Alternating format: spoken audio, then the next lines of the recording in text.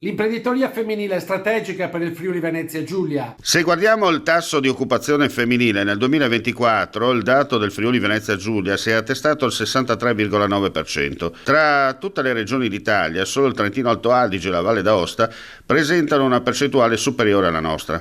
Per contro, quando osserviamo le imprese attive guidate da donne per regione, il Friuli Venezia Giulia ne conta 19.959 e si colloca nella parte medio-bassa della graduatoria nazionale per incidenza percentuale delle imprese femminili su un totale del 20,8%. In molti settori, anche della regione più piccola del nord-est d'Italia, le aziende guidate al femminile sono fondamentali perché continuano a dare una spinta importante alla crescita e contribuiscono ad aumentare notevolmente la qualità del sistema economico. In una regione che esporta ma invecchia sempre di più, dobbiamo valorizzare il talento femminile. Avremo così una crescita più stabile, una nuova occupazione qualificata e una maggiore resilienza economica e sociale, per affrontare con successo le sfide lanciate dalle transizioni digitale, demografica e ambientale.